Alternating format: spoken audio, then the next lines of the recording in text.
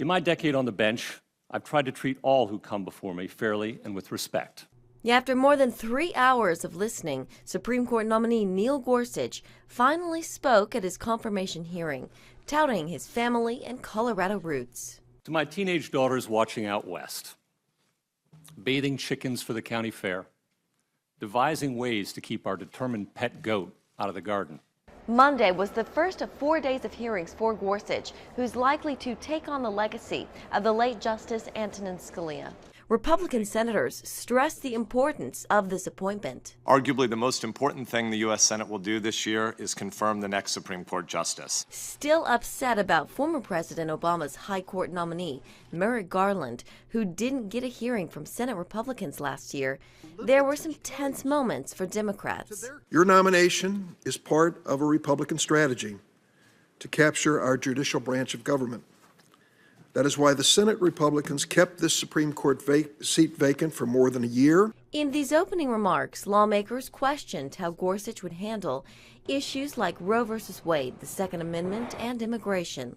Republicans praised him as a staunch follower of the Constitution. He has the highest level of professional qualifications, including integrity, competence, and temperament.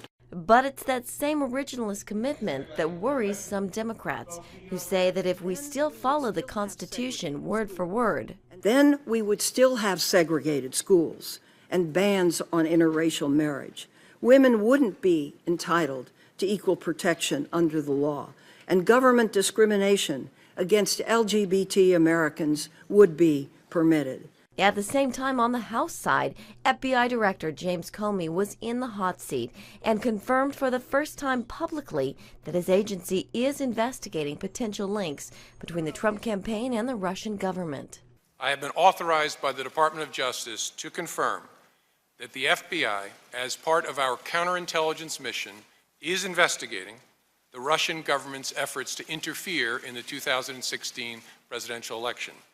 Comey testified before a congressional hearing dealing with Russian meddling in the presidential election.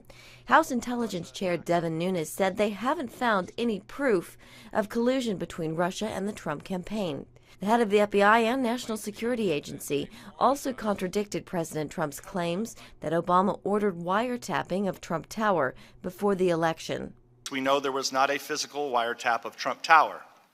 However, it's still possible that other surveillance activities were used against President Trump and his associates. NSA Director Mike Rogers added that they didn't uncover any evidence to back up the president's accusation. Both the FBI and NSA held back in releasing details of their investigation until the reports are complete. And in the Senate, we hold different political and religious views, but we are united in our love. The Supreme Court confirmation hearings continue through Thursday, with Gorsuch taking questions on the stand today. A vote in the full Senate is expected in mid-April. In Washington, Jenna Browder, CBN News.